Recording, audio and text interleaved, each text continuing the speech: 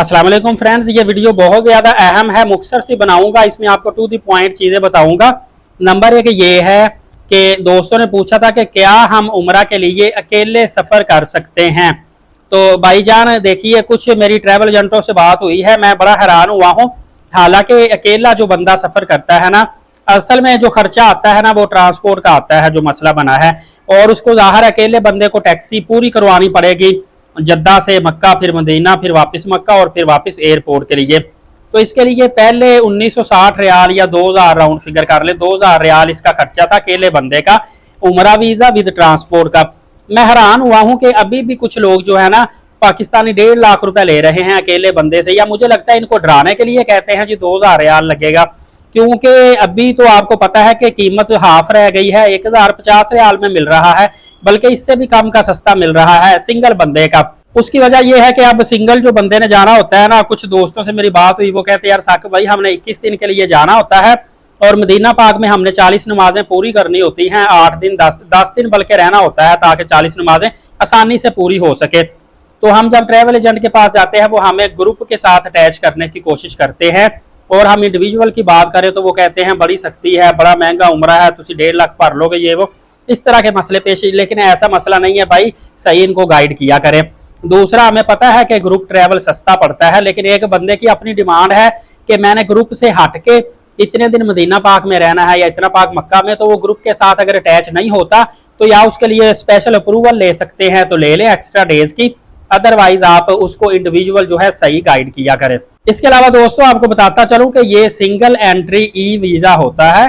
कुछ लोग कहते हैं कि हमें जी पासपोर्ट हमसे नहीं लिया, सिर्फ स्कैन कॉपी ले ली है, तो वीज़ा कहाँ पे पेस्ट करेंगे। ये ई वीज़ा ही होता है, ईमेल पे आ जाता है, और ये मोबाइल पे ही आप जहाँ भी एयरपोर्ट पे इमिग्रेशन पे जाएंगे चेक करवा लें, बल्कि अपना पासपोर्ट चेक करवाएंगे, सारा डाटा उसमें से निकल आता है। एक भाई ने कहा था जी हमें फ्री उमरा के हवाले से पता चला है कि फ्री उमरा सऊदी अरबिया करवा रहा है सऊदी एयरलाइन पे। तो मैंने फिर भाई को वो बात क्लियर की कि भाईजान एक तो वो ट्रांजिट वीज़ा होता है 4 दिन के लिए, दूसरा ये है कि आपकी अगर फाइनल डेस्टिनेशन कोई और है तो फिर आप सऊदी एयरलाइन करवाएंगे, उसके साथ ट्रांजिट वीज़ा लेके आप 4 दिन का सऊदीया में स्टे कर सकते हैं, जहां मर्जी जाए उमरा अदा करें।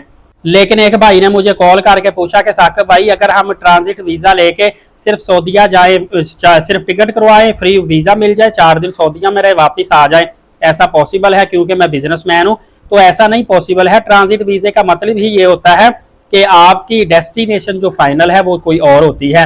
हज के हवाले से जो अहम खबर वो ये है कि हज में महरम की शर्त खत्म कर दी गई है। इस साल 2026 के हज के लिए जो तहरीरी पॉलिसी हमें मसूल हुई है उसमें अकेली औरत हज कर सकती है 18+ एज हो उसकी।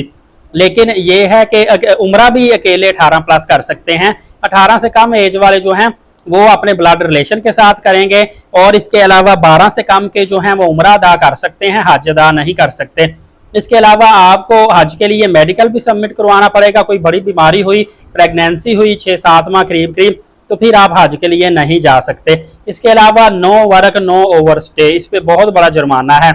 इसके अलावा आजकल काफ़ी दोस्त पूछ रहे हैं कि एक कंपनी की एयरलाइन पे हम चले जाएं, किसी दूसरी एयरलाइन पे वापस आ जाएं, पॉसिबल है या सेम एयरलाइन ही करवानी पड़ेगी? तो भाइयों ये पॉसिबल है, जिस मर्जी एयरलाइन पे जाएं, किसी दूसरी एयरलाइन पे वापस आएँ, पॉसिबिलिटी है। लेकिन आजकल चेकिंग सख्ती हो रही है, और आजकल इमिग्रेशन वाले पूछ रहे हैं कि भाई ये क्या आप एक एयरलाइन पे जा रहे हैं, दूसरी किसी और कंपनी के वापस क्यों आ रहे हैं? तो एहतियात करें, आप सेम ही एयरलाइन करवाएं ताकि आपको पूछगछ ना हो। कोई सर फिरा बैठा हुआ तो उसने आपको वैसे ही वहां से ऑब्जेक्शन लगा के वापस कर देना है। आपको पता है 1.5 लाख की टिकट है, ज़ाया हो गई तो बंदा फिर परेशान हुआ रहता है। फ्रेंड्स इस हवाले से मैं इंशाल्लाह आपको मजीद अपडेट देता रहूंगा। आप एलीट साकिब यूट्यूब चैनल को सब्सक्राइब करके बर वक्त मालूमात हासिल करते रहें, नमाज कायम करें, नबी पाक सल्लल्लाहु अलैहि वसल्लम पे रोजाना कसरत से दुरूद पाक भेजा करें, और कुरान करीम की तिलावत करते रहा करें। शुक्रिया, जज़ाकल्लाह।